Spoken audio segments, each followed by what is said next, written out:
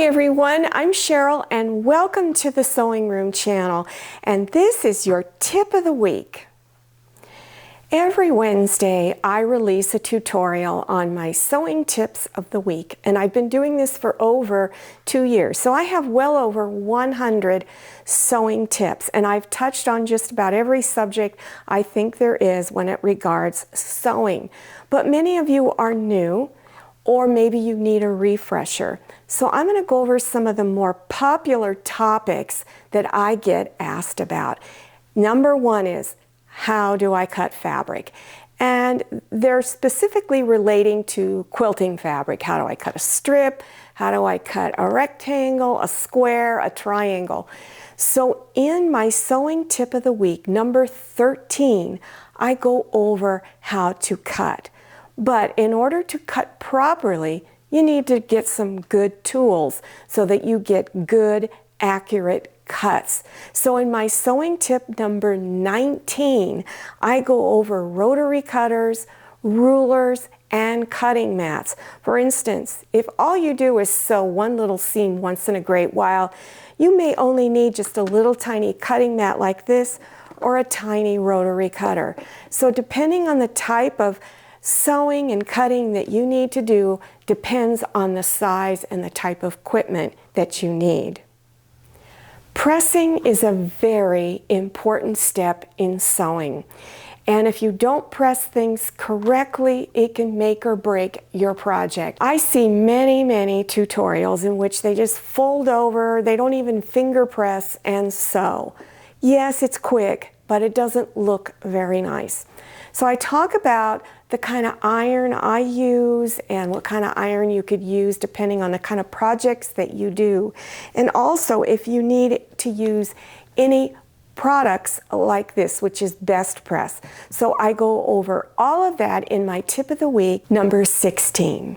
Have you ever had problems feeding your fabric underneath the presser foot, especially as you get close to the end and it starts to go awry just a little bit?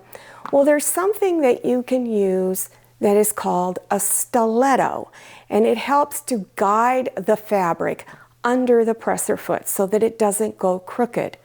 But in that sewing tip number 17, I talk about other little items that you can use that you probably have somewhere in your house to help guide that fabric through. Here's another big question. Do you have a chart on needles and threads? Well, yes, I do. I didn't publish the chart. The chart is really easy to get. So in my sewing tip of the week, number 22, I explain how to get a chart. They're easy to get. They're right on the internet. But I also explain the color coding bands that are on the needles. For instance, for cotton, you need one type of needle and you need one type of thread.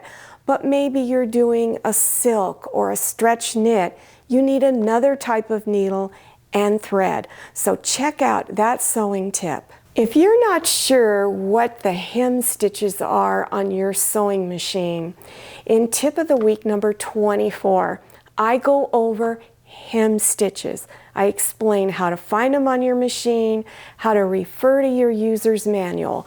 So before you start hemming something, make sure you learn how to use those hemming stitches. And it is tip of the week number 24.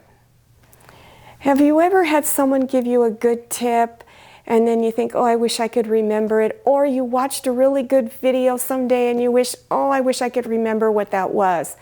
Well, in my tip of the week number 10, I show you how to set up your stitching notes notebook so you can keep all kinds of information in it. So when it comes time to where you need to know how to do a blind hem or an applique stitch, you understand how to do it because you have your notes to refer to. So again, sewing tip of the week number 10. I also have cross-stitch tips that I put out periodically. They're not every week, but they come out maybe once a month or so because I really enjoy doing it. I find it very relaxing. So if you're a little nervous about learning cross-stitch, don't. It is really easy. I show you how to make simple little projects like this. Some are completely no-sew. You don't need a sewing machine. Others, you need a machine that does at least a straight stitch. So this is a simple bookmark. It has just one color of embroidery floss, small piece of Aida cloth. You can either fringe the edges like I did here, which is no-sew, or if you want, you can put fabric on the back and stitch it along the edge.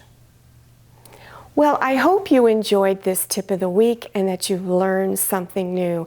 Please watch these tips that I've talked about, especially if it's been a while since you've been sewing or you are brand new.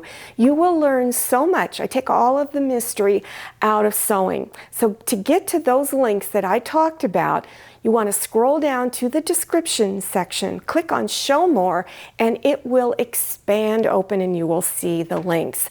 Now don't forget to follow me on Instagram and please check out my Facebook page. Thank you so much for watching. I'll see you next time and happy sewing. If you like the Sewing Room channel, one of the best ways to show your support is to subscribe by clicking on that red subscribe button and give this video a thumbs up. And don't forget to click on share to share this video with your friends. And make sure you click on the bell so you receive notifications for all my new videos.